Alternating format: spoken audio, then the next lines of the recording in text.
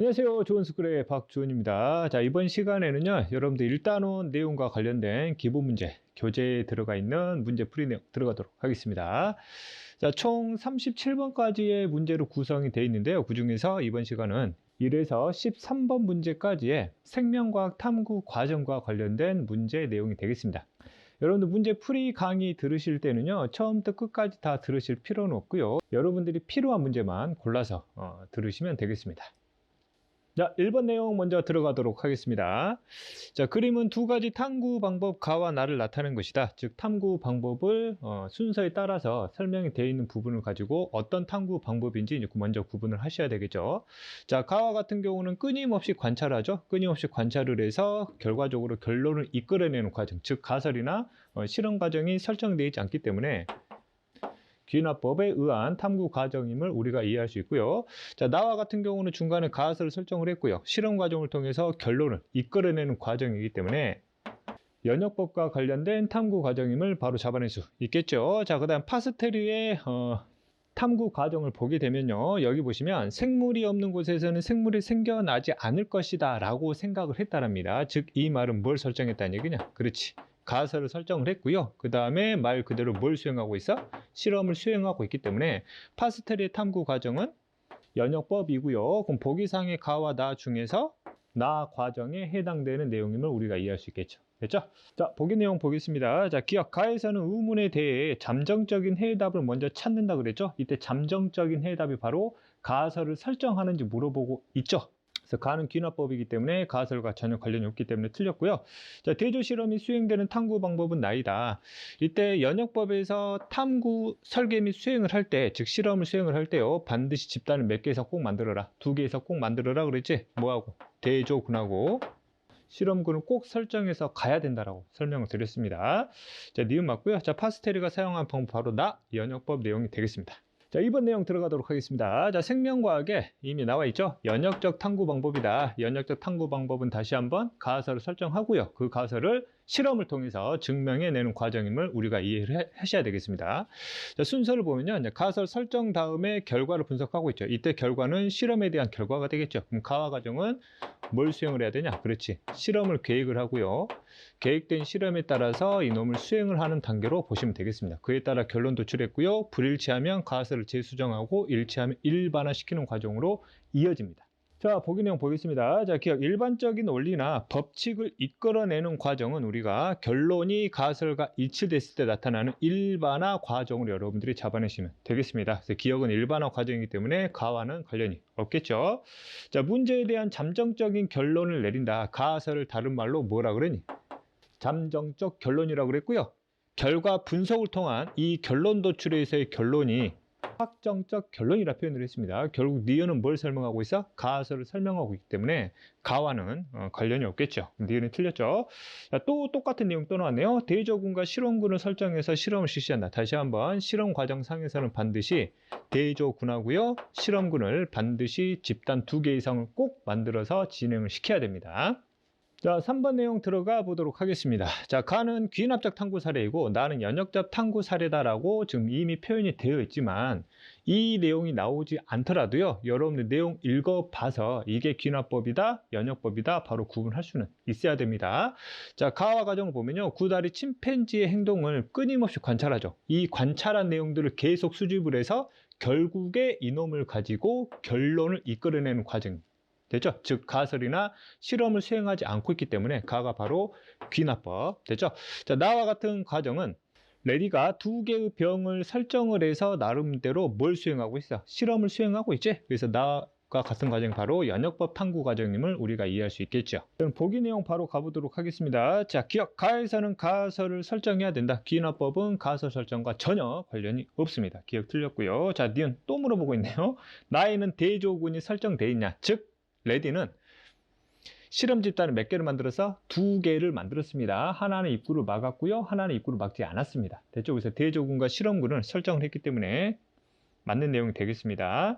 자, 디귿 나에서 입구를 막은 병은 입구를 막지 않는 병보다 더 따뜻한 곳에 보관해야 되니라고 물어봤죠. 자, 나 과정의 실험 과정 상에서의 조작 변이를 보면요. 입구의 개폐 여부가 조작 변인이고요. 각 병에서 구더기의 발생 여부가 바로 종속 변인이 되겠습니다. 그럼 실험 과정상에서는 이것만 조작을 시키고 나머지 요인들은 전부 다 일정하게 통제를 시켜야 됩니다. 그래서 보기 디귿을 다시 한번 보면요. 입구를 막지 않은 병보다 더 따뜻한 곳, 즉 온도까지 변화를 시켜야 되냐 물어보고 있죠. 다시 한번 입구 개폐 여부만 조작시키고 다른 요인은 일정하게 유지시켜야 되기 때문에 온도라는 요인은 두 병 모두 다 똑같은 온도로 유지를 시켜줘야 되는 통제 과정이 필요하겠습니다. 그래서 디귿은 틀린 내용이 되겠죠. 자, 4번 내용 들어가 보도록 하겠습니다. 자, 다음은 어떤 과학자가 물질 X의 작용을 알아낸 탐구 과정의 일부이다라고 표현을 했죠. 자, 특히 나 과정을 보면 뭘 설정하고 있냐? 가설을 설정하고 있기 때문에 이 탐구 과정은 무슨 법이구나? 연역법이구나라는 걸 우리가 이해할 수 있고요. 자, 그 다음 그럼 가화 과정 같은 경우는 문제 인식 단계를 확인할 수 있죠. 그럼 가설은 말 그대로 무슨 변인가? 조작 변인과 종속 변인으로 구성이 돼야 되기 때문에 이 조작 변인과 종속 변인을 지금 숨겨놨단 말이야. 그럼 이 숨겨놓은 조작 변인과 종속 변인을 다음 실험 과정을 통해서 찾아내라. 이제 그런 내용이 되겠습니다. 됐죠? 그럼 다의 실험 과정을 보도록 하겠습니다. 총 20개의 배양 접시를 10개씩 나눴죠. 그래서 한쪽에는 X를 넣었습니다. 한쪽에는 X를 넣지 않았습니다. 그럼 실험 과정 상에서 뭘 조작하고 있어? X의 투여 여부가 되겠죠. 자, 그래서 실험 과정 상에서의 조작 변이는요, X의 투여 여부가 되고요. 종속 변이는요, 라 과정을 보면 나와 있습니다. 대장균의 증식 여부를 확인하고 있습니다. 그러면 이때 가설은요, 실험 과정 상에서 찾은 조작 변인과 이 종속 변인과의 관계를 문장화 시켜주면 우리가 원하는 가설이 완성이 되겠습니다. 자, 그럼 보기 기어가 보도록 하죠. 자, 이 실험에는 대조군이 설정되어 있냐라고 물어봤죠. 자, X가 투여된 게 바로 조작 변인이죠. 그러면 10개의 접시에 X가 투여된 이게 바로 실험군이 되고요. X가 들어가지 않은 접시가 바로 무슨 군? 그렇지. 대조군이 됨을 우리가 이해할 수 있겠습니다. 됐죠? 자, 어쨌든 이 실험에는 대조군이 설정되어 있기 때문에 맞는 내용이 되고요. 자, 니은 이 실험에 조작 변이는 대장균의 증식 여부냐고 물어봤는데 이때 조작 변이는 X의 투여 여부고요. 대장균의 증식 여부는 종속 변인이 되니까 틀린 내용이 되겠습니다. 자, 디귿 볼게요. X는 대장균의 증식을 억제한다가 가설로 적절하냐 물어보고 있죠. 그렇죠?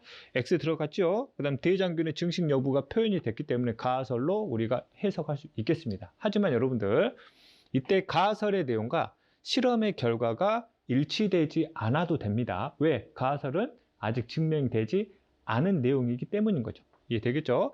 만약에 여기다가 마 해놓고요.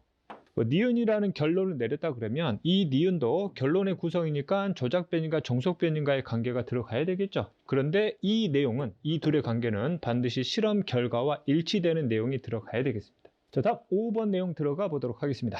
자, 다음은 어떤 과학자가 생물이 생기는 원리를 알아보기 위해서죠. 생물이 어떻게 생기는지 그 원인을 우리가 알고 싶다는 얘기가 되겠습니다. 자, 가설은 나와 있지 않고요. 곧바로 실험 과정이 나와 있습니다. 그럼 여러분들 실험 과정을 통해서 여러분들 조작 변인과 종속 변인과의 관계를 여러분들이 구분해낼 수 있으셔야 되겠죠. 자, 일단 용기가 2개 있고요. 이 용기 안에 똑같은 양의 생선 토막을 집어넣었고요. A는 입구를 막지 않았고 B는 공기가 통하는 천으로 막았습니다. 즉 공기가 통하는 천에 설치 여부가 바로 곧 조작 변인이 되겠죠. 자, 그러면 이 실험에서의 종속 변인은 무엇이냐라고 하면 다에 나와 있죠. A에는 구더기가 생겼고 B에는 구더기가 생기지 않았습니다. 그래서 구더기의 생성 여부가 바로 곧 종속 변이 되겠습니다. 자, 그 다음에 이 실험 내용을 약간 더 세부적으로 들어가면요. 천이 설치됐느냐 설치되지 않았느냐로 가면 설치되지 않으면 파리가 이 고기와 접촉을 할 수 있고요. 천이 설치되어 있으면 이 파리가 이 고기와 접촉할 수 없습니다. 그래서 이 조작 변이를 살짝 다른 말로 바꾸면 고기와 파리의 접촉 여부로 봐도 상관이 없겠죠. 그 다음에 뭘 물어봤니?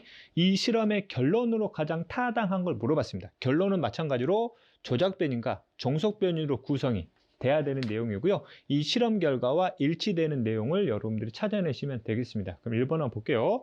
자, 더러운 생선 토막일수록 구더기가 많이 생기니라고 물어봤는데 1번의 조작 변이는 더러운 생선 토막을 조작 변인으로 삼고 있습니다. 이 실험은 더러운 고기 덩어리를 확인하고 싶은 게 아닌 거지, 그치? 그래서 해당되지 않죠. 1번 틀렸고요. 3번 보겠습니다. 생선 토막은 파리와 구더기의 먹이인이라고 물어봤습니다.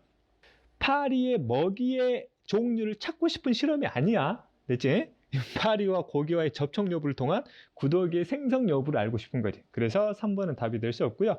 자, 구더기는 변태를 거쳐서 파리가 된다. 즉, 구더기가 파리가 되는 과정을 알고 싶은 게 아니에요. 이 과정은. 그래서 고기와 파리의 접촉 여부에 따라서 구더기가 생기는지 안 생기는지를 알고 싶은 거지. 됐지? 구더기 이후에 파리가 만들어지는지에 대한 과정을 알고 싶지 않은 거야. 자, 파리는 천을 통과하니 물어봤죠. 파리가 천을 통과하는지 안 통과하는지는 이 실험에서 확인하고 싶은 내용이 아닙니다. 특히 4번하고 5번은요, 이미 실험자가 알고 있는 내용이고요. 어찌됐든 이 실험은요, 고기와 파리의 접촉 여부를 통해서 구더기의 생선 여부를 확인하고 싶은 거죠. 그래서 여기 내용하고 연계를 시켜보게 되면 결과적으로 생물체는, 됐죠? 생물로부터 만들어지는 거지, 뜬금없이 생물체가 접촉하지도 않았는데 이 새로운 생명체가 갑자기 만들어질 수 없는 걸 밝혀낸 실험 내용이 되겠습니다. 그래서 가장 가까운 결론이 바로 2번 내용이 되겠습니다.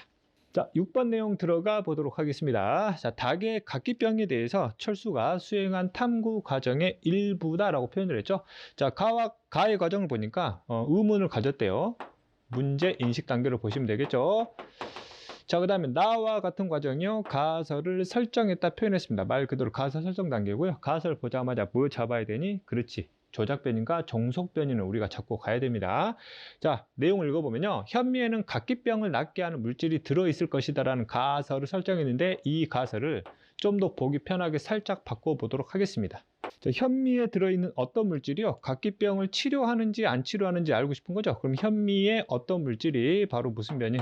조작 변인이 될 거고요. 그 다음에 각기병의 치료 여부가 알고 싶은 종속 변인이 되겠습니다. 이해되겠죠? 자, 그러면 집단은 최소 몇 개 이상 만들어야 돼? 2개 이상 만들어야 되고요. 여기에 마찬가지로 이렇게 2개의 집단을 나눴습니다. 됐죠? 각각 똑같이 25마리씩 나누는데 이 25마리가 전부 다 각기병에 걸려 있어야 되죠. 왜? 각기병의 치료 여부를 우리가 알고 싶은 거니까. 이해되겠죠? 자, 그 다음에 이때 주는 모이의 종류가 서로 다르죠. 그럼 이 모이의 종류가 바로 현미를 주느냐 주지 않느냐의 차이니까 이 모이 종류가 바로 곧 조작 변인이 되겠습니다. 그 다음에 하루에 모이를 주는 횟수는 서로 똑같이 맞춰졌죠. 조작 변인은 현미에 주는 여부에 따라 달라지기 때문에 나머지는 전부 다 통제시키는, 이게 바로 무슨 변인이 돼요? 통제 변인의 하나의 사례가 되겠습니다. 자, 그러면 문제 해석을 하죠. 자, A는 실험군이냐 물어봤죠. 대조군하고 실험군을 우리가 구분을 할 수 있어야 되겠죠. 그럼 조작 변인이 지금 A에 들어가 있죠. 그럼 이 A가 바로 실험군이 되고요, B가 바로 대조군이 되겠습니다. 그럼 기억은 맞죠? 자, 니은 동그라미 기억은 통제 변인에 해당이 되고요. 자, 이 탐구 과정은 기인합적 탐구 과정이니 물어보고 있는데, 가설을 세우고 실험을 하고 있기 때문에 이 탐구 과정은 무슨 법이야? 그렇지, 연역법임을 우리가 이해할 수 있겠습니다. 자, 다음 7번 내용 들어가 보도록 하겠습니다. 자, 다음은 두 가지 생명과학 탐구 사례를 보여주고 있다. 자, 가는 파스텔르는 탄저병 백신이 탄저병을 예방하는 효과가 있을 것이라고 생각을 했대요. 무슨 설정이야? 가설 설정입니다. 됐죠? 그러면 이 가는 생명과학 탐구 사례 중에서 무슨 법이냐? 연역법을 쓰고 있죠. 가설이 나왔기 때문에 조작 변인하고 종속 변인을 우리가 구분해서 가보도록 하겠습니다. 탄저병의 백신이 탄저병을 예방하냐? 그러면 이 백신이요, 조작 변인이 되고요. 탄저병의 예방 여부가 종속 변인이 되겠습니다. 됐죠? 자, 그러면 실험 집단 2개를 만들었겠죠? 그렇죠? 그러면 탄저병 백신을 주사한 25마리 양이 있대요. 그럼 조작 변인이 들어간 거지. 그럼 이 기억이 바로 실험군이 되죠. 실험군이 되고요. 자, 백신을 주사하지 않은 25마리 양이 바로 곧 대조군이 되겠습니다. 자, 나의 과정 보도록 하죠. 자, 에이크만은 현미에는 닭의 각기병을 예방하는 물질이 들어있을 것이다 라는 가설을 설정을 했대요. 그럼 나 과정 역시 위에 하고 방법이 똑같은 무슨 법이다? 연역법임을 우리가 확인할 수 있죠. 그럼 이것도 마찬가지로 가설 안에 들어가 있는 조작과 종속을 구분하면요, 현미에 어떤 물질이 각기병을 예방할 것이다 하기 때문에 이 현미 어떤 물질이 바로 조작이 되고요, 각기병의 예방 여부가 종속 변인이 되겠습니다. 됐죠? 자, 역시 마찬가지로 집단을 두 개로 나눴고요. 한 집단에는 백미를 넣어줬죠. 즉 현미가 들어가 있지 않은 거니까 이 집단이 바로 대조군이 되는 거고요. 자, 현미를 먹인 집단이 바로 그 뭐가 돼? 그렇지. 실험군이 되겠습니다. 자, 그러면 문제 한번 풀어보도록 하죠. 자, 가에서 기역은 대조군인이라고 물어봤는데 아까 설명을 드렸듯이는 실험군이 되니까 해당이 안 되고요. 자, 나에서 먹이 종류는 조작변이에 해당되니 그렇죠. 나는 현미 어떤 물질 조작변이기 때문에 백미를 주느냐 현미를 주느냐의 차이, 즉 먹이의 종류가 곧 조작변인으로 해당이 되겠습니다. 자, 디귿 볼게요. 자, 가와 나는 전부 다 연역적 탐구 사례 방법임을 우리가 이해할 수 있겠습니다. 자, 다음은 8번 내용 들어가 보도록 하겠습니다. 자, 철수가 수행한 탐구 과정의 일부를 나타내는 것이고요. 자, 물벼룩의 생존에 어떤 영향을 미칠까 궁금해하는 거죠. 가가 바로 문제 인식 단계가 되겠습니다. 자, 제초제 A의 농도가 높을수록 물벼룩의 생존율이 낮아질 것이다라고 혼자 생각을 해봤죠. 무슨 설정이냐? 가설 설정이 되겠습니다. 그럼 가설 내에서 조작변인과 정속변인을 우리가 한번 구분을 해보도록 하죠. 제초제 A의 농도에 따른 물벼룩의 생존율이죠. 그러면 A의 농도가 조작변인이 되고요. 물벼룩의 생존율이 정속변인이 되겠습니다. 그럼 실험 집단은 최소 2개 이상을 만들어야 되는데 여기는 실험 집단을 3개를 만들었습니다. 됐죠? 자, 배양액을 포함한 전체 용액은요 전부 다 1000ml로 똑같이 맞췄습니다. 이 양 자체가 바로 일종의 통제 변이 되는 거고요. 자, 2하고 3은 제초제 A를 넣어줬는데 각각의 농도가 서로 다르게 형성이 돼 있음을 이해할 수 있죠. 그러면 시험관 1은 제초제 A 자체, 조작변 자체가 들어가 있지 않기 때문에 이 일이 바로 대조군이 되고요. 제초제 A가 들어간 2하고 3이 바로 실험군이 되겠습니다. 자, 그 다음에 물벼룩은 똑같이 전부 다 10마리를 넣어줘야 되겠죠. 숫자를 맞춰준 이유가 바로 뭐겠어? 통제 변인에 해당되는 내용이 되겠습니다. 됐죠? 좀 더 세부적으로 들어가면요, 이 물벼룩에 뭐 맞추기는 힘들겠지만 일종의 뭐 나이도 똑같아야 되고요. 물벼룩의 종류도 동일한 개체들을 사용을 해야 되겠죠. 자, 기어 보겠습니다. 자, 나 과정은 가설 설정에 해당되니? 그렇죠. 맞는 내용이고요. 자, 조작변이는 물벼룩의 생존율이냐? 그렇지 않죠. 얘는 정속변이 됩니다. 틀렸고요.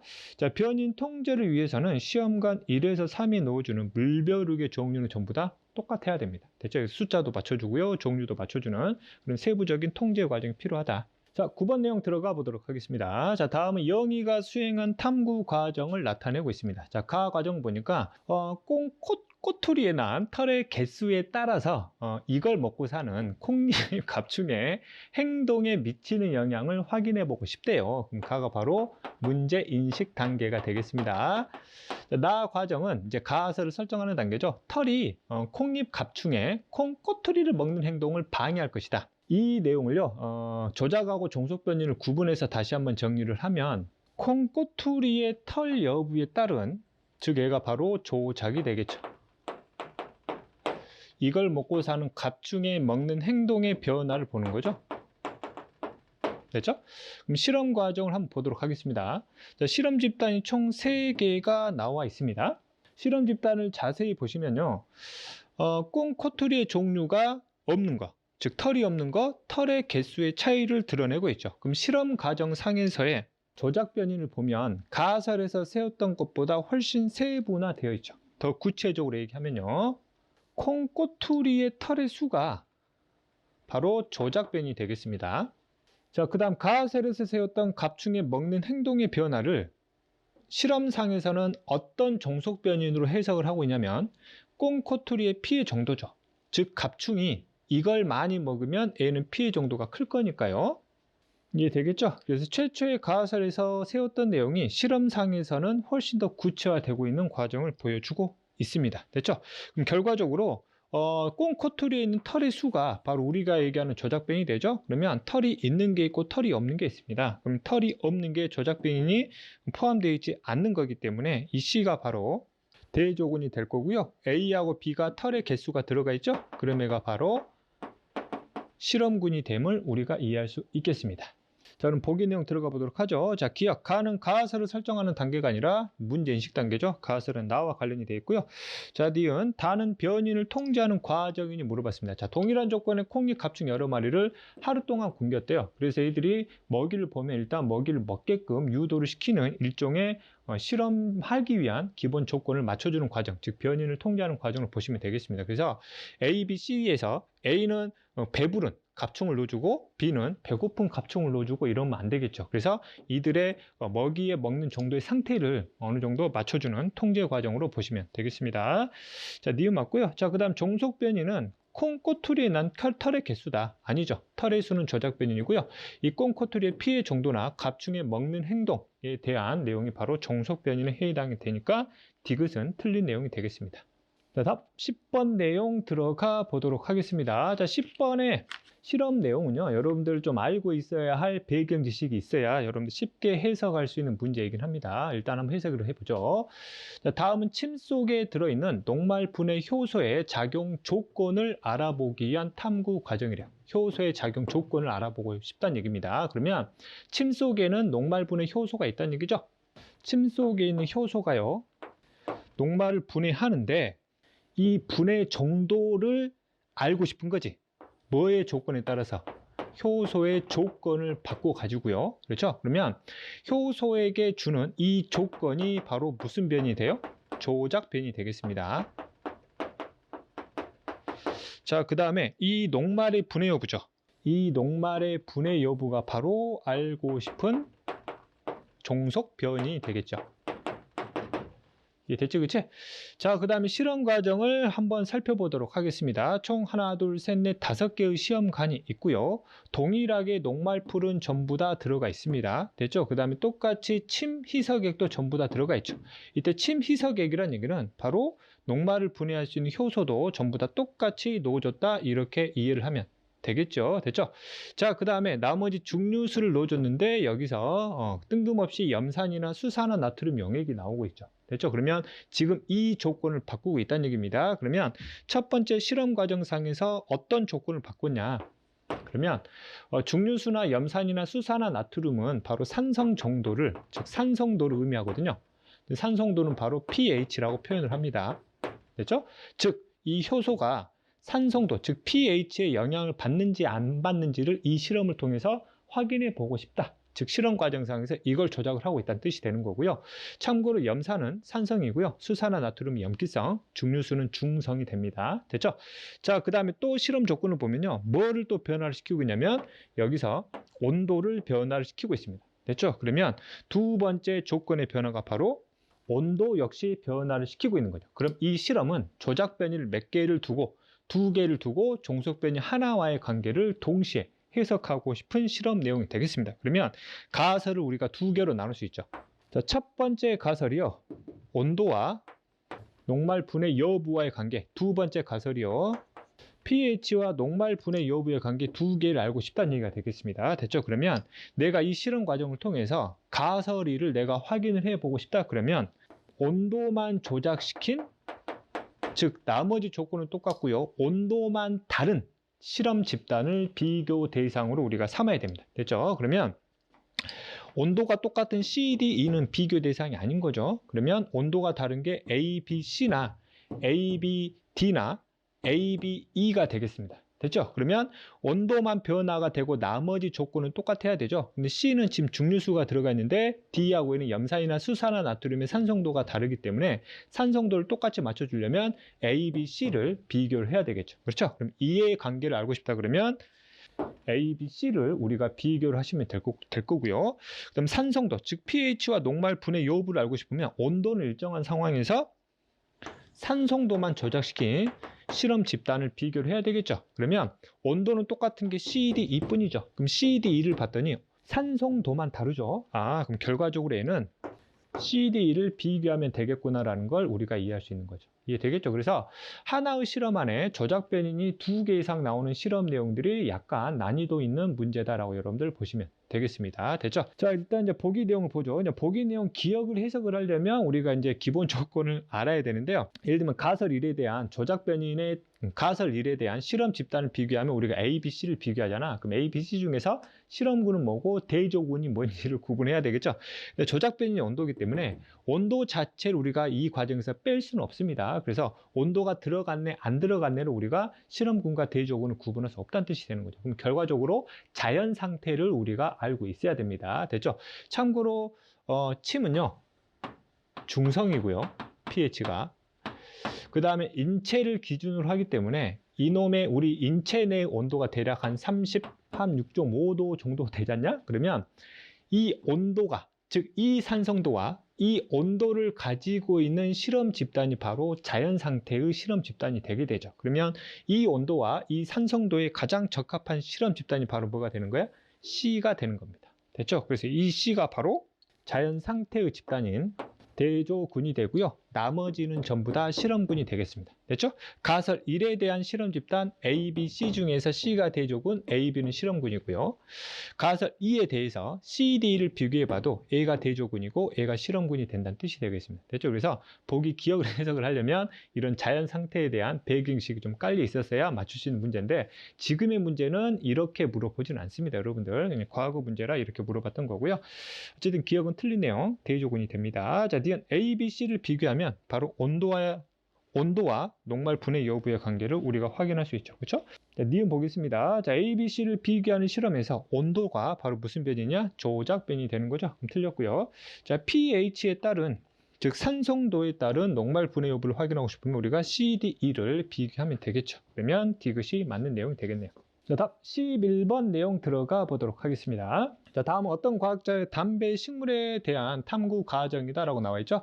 자, 과학 과정은 궁금했대요. 그러면 무슨 단계냐? 그렇지. 문제인식 단계임을 우리가 이해할 수 있죠.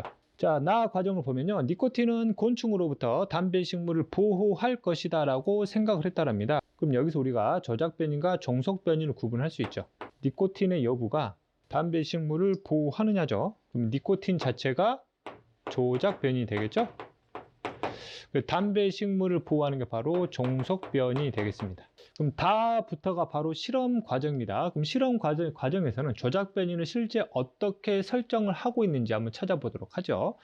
유전자 조작을 통해서 정상 담배 식물에 비해서 니코틴 함량이 95% 감소한 유전자 변형 담배 식물을 만들었고요. 그래서 집단 2개로 남았는데 하나는 건드리지 않은 거, 하나는 건드린 집단 2개를 비교를 한 겁니다. 그러면 실험 과정 상에서는요. 니코틴의 조작을 바로 곧 유전자 조작 여부로 바꿔버린 거죠. 자, 그 다음 종속 변이를 살펴보면요. 곤충에 의한 잎의 손상 정도를 지켜보고 있습니다. 그럼 실험 과정 상에서의 조작 변이는 A가 되고요. 실험 과정상에서의 종속 변이는 A가 되겠습니다. 그러면 이제 여기서 실험군하고 대조군을 구분하기가 약간 애매할 수 있습니다. 니코틴 자체가 들어가냐 들어가지 않았느냐를 가지고 구분하기는 어렵죠. 왜? 둘 다 니코틴 여부가 분명히 들어가 있기 때문에요. 양이 많냐 양이 적냐의 차이인 거죠. 그럼 조작 변인이 니코틴 자체를 아예 빼진 않았습니다. 됐죠? 그런데 라 집단을 보면요, 확실하게 구분시킬 수 있도록 내용을 줘버린 거죠. 그럼 유전자 조작 여부를 크게 2가지로 나눴습니다. 대체 건드리지 않는 정상 담배가 있고요. 유전자 조작을 시킨 담배가 있습니다. 그럼 결과적으로 A는 자연 상태가 되는 거고요. A가 자연 상태를 건드린 거죠. 이해되겠죠? 그래서 유전자 변형 담배 식물을 심은 이 화분이 바로 실험군이 되고요. A가 바로 뭐가 되는 거야? 대조군이 됨을 우리가 이해할 수 있겠습니다. 됐죠? 자, 그래프 내용 한번 같이 해석을 해보도록 하죠. 그래서 다시 한번 정리를 하면요. 유전자 변형 담배 식물이 실험군이고요. 정상 담배 식물이 대조군이 됨을 우리가 이해할 수 있겠죠? 자, 문제 한번 바로 풀어보도록 하죠. 자, 기억 동그라미 기억은 바로 유전자 변형 담배 식물이었죠? 그럼 얘가 실험군입니다. 됐죠? 틀렸고요. 자, 니은 종속 변이는 손상된 잎의 면적이니라고 물어봤습니다. 그렇죠? 여기 내용을 보면요. 손상된 잎의 면적을 측정을 하고 있죠. 됐죠? 그래서 잎의 손상 정도를 좀 더 구체화시키면 손상된 잎의 면적으로 우리가 해석할 수 있겠습니다. 그러면 맞는 내용이 되겠죠. 자, 과학자는 귀납적 방법으로 탐구를 수행했니라고 물어봤는데 가설 설정에서 실험을 했기 때문에 는 연역적 탐구 방법에 해당이 되겠습니다. 그래서 내용이 틀렸습니다. 자, 다음은 12번 내용 들어가 보도록 하겠습니다. 자, 다음은 어떤 학생이 수행한 탐구 과정이다 라고 나와 있죠. 자, 첫 번째부터 가설이 나와 있습니다. 효소 X가 단백질을 분해할 것이다. 그럼 이 효소 X가요, 조작 변인이 될 거고요. 그럼 이 단백질의 분해 여부가 바로 종속 변인이 되겠네요. 자, 탐구 설계를 하면 최소 집단 2개 이상 만들어야 되는데 여기에서는 집단을 2개만 만들었습니다. 그럼 효소 X가 들어간 집단, 이 2가 바로 뭐가 되겠냐? 그렇죠. 얘가 바로 실험군이 되고요. 효소 X가 들어가지 않는 1이 대조군이 되겠습니다. 여기서 뭐 통제 변인에 대한 내용은 좀 더 구체화시키진 않았지만 여기 실험 1에 대한 전체 용액의 양이나 2에 대한 전체 용액의 양은 전부 다 똑같아야 됩니다. 됐죠? 그 중에서 효소 X의 첨가 여부만 다르게 해석을 하면 되겠죠. 자, 그다음에 결과를 볼까요? 자, 1에서는 단백질이 분해되지 않았고요. 2에서는 단백질이 분해되었대요. 그럼 최초의 가설과 실험 결과가 서로 일치한다라는 것까지 우리가 이해할 수 있겠습니다. 그럼 우리가 보기 기억을 먼저 해석을 할까요? 1은 대조군, 맞는 내용이 되고요. 자, 니은 효소 X의 첨가 여부는 통제 변인이 아니라 조작 변인이 돼야 되죠. 그래서 니은은 틀렸고요. 자, 이 탐구 과정은 연역적. 왜? 가설과 실험을 수행하고 있기 때문입니다. 그래서 기억하고 디귿이 정답이 되겠습니다. 자, 13번 내용 들어가 보도록 하겠습니다. 자, 13번은 왕뱀이 산호뱀과 유사한 띠무늬를 가지고 있는 이유를 알아보기 위한 실험이다라고 표현을 했고요. 자, 관찰을 통해서 실험을 하고 있습니다. 됐죠? 자, 내용을 읽어보시면 산호뱀은 독이 치명적이어서 포식자들의 공격을 거의 받지 않고요. 그래서 같은 지역에 서식하고 있는 왕뱀도 이러한 산호뱀과 유사한 띠무늬를 갖고 있기 때문에 아마도 이렇게 생각을 했겠죠. 산호뱀과 유사한 띠 무늬를 가지고 있는 왕뱀도 포식자로부터 공격을 쉽게 받지 않기 위한 하나의 전략 과정일 것이다 라고 우리가 이해할 수 있는 거죠. 그렇죠? 그래서 실험 집단을 2개로 나눴습니다. 그럼 실험 집단에서 조작 변인을 우리가 구분을 해보면요, 띠 무늬를 가진 게 있고요, 띠 무늬를 갖지 않는 게 있습니다. 그래서 왕뱀의 띠 무늬의 여부가 바로 조작 변인이 되고요. 자, 포식자로부터 공격받는 정도가 곧 무슨 변이? 종속 변인이 됨을 우리가 이해할 수 있겠습니다. 그러면 우리가 실험 집단에서 어느 게 대조군이고 어느 게 실험군이냐라고 이제 구분을 해 보시면요, 원래 이 지역에 사는 왕뱀은 원래 띠 무늬를 보통 많이 가지고 있는 거죠. 그럼 얘가 바로 일종의 자연 상태가 되기 때문에 얘가 바로 대조군이 되고요, 얘가 바로 실험군이 되겠습니다. 이렇게 여러분들 실험 집단을 비교해 보시면 될 것 같고요. 물론 가설을 정확하게 정리를 해버리면 이 대조군과 실험군이 서로 바뀔 수도 있는 과정도 생각을 해 볼 수 있겠지만, 그렇게 애매하게 내버리게 되면 문제가 될 수 없기 때문에 이런 집단을 정확하게 구분하기 위해서는 아마 출제자가 다른 조건이 아마 추가가 있을 겁니다. 자, 어찌됐든 이 문제는요, 뭐 대조군이나 실험군의 구분 여부, 조작과 종속의 구분 여부를 물어본 게 아니라 생물의 특성을 물어보고 있죠. 산호뱀이 서식하는 지역의 왕뱀이 띠 무늬를 갖는 이유와 가장 관련 깊은 생물의 특성을 골라라. 그러면 이 지역에 사는 왕뱀이 산호뱀과 유사한 띠 무늬를 가짐으로써 포식자로부터 공격을 덜 받게 되고요. 그러면 이들은 이 지역에서의 무슨 일을 높이기 위한, 생존율을 높이기 위한 하나의 전략이 되는 겁니다. 됐죠? 그러면 이러한 산호뱀과 유사한 띠 무늬를 갖지 않는 놈이 있다면 걔는 포식자로부터 공격을 많이 받아서 걔는 생존율이 떨어지겠죠. 결국 자신의 형질에 따른 생존율을 높이기 위한 전략이기 때문에 대표적인 적응과 진화의 사례로 여러분들이 빼내시면 되겠습니다. 됐죠? 그래서 적응과 진화의 사례를 골라보면요, 바로 보기 1번에 선인장에 가시는 잎이 변형된 것이다가 답이 되고요. 나머지 부분도 여러분들이 매칭시킬 수 있어야 됩니다. 자, 두 번째, 생명인 어머니에게 생명인 아들이 태어난다는 일종의 유전현상이죠. 자, 혈당량이 증가하면 인슐린의 분비량이 증가한다. 처음에 학생들이 이거 자극과 반응 아닌가요? 그렇죠. 하지만 자극과 반응 중에서도 혈당량 조절을 우리가 항상성 조절 과정을 빼라 그랬기 때문에 가장 가까운 생물 특성은 항상성 조절로 보셔야 됩니다. 자, 집신벌레를 중류수에 넣으면 수축포의 수축 횟수가 증가한다라고 표현하고 있죠. 일종의 자극과 반응의 사례를 우리가 보시면 되고요. 자, 포도당 용액이 든 병 속에 효모를 넣어두면 온도가 상승을 한대요. 어떤 병이 있어요. 이 병 속에 포도당이 있고요, 효모가 있습니다. 포도당 등병 속에 효모를 넣었더니 갑자기 온도가 올라갔죠. 온도가 올라갔다는 얘기는 열 에너지가 발생을 했다는 얘기입니다. A가 들어갔던 열 에너지가 뜬금없이 발생한 이유가 있겠죠. 즉 효모가 포도당을 끌어와서 이놈을 세포로 분해시킨 결과 일부 에너지가 방출이 됐기 때문에 에너지가 증가한 거죠. 그래서 여러분들 문장 구정상에서 생명체에 의해서 뭔가 에너지의 변화가 생겼다라고 하면 여러분들 물질 내사 파트로 여러분들 잡아내시면 되겠습니다. 자, 여기까지요. 일단원의 생명과학 탐구 과정과 관련된 문제 풀이를 해봤고요. 다음 시간에는 생물의 특성과 관련된 문제 풀이로 찾아뵙도록 하겠습니다. 수고하셨습니다.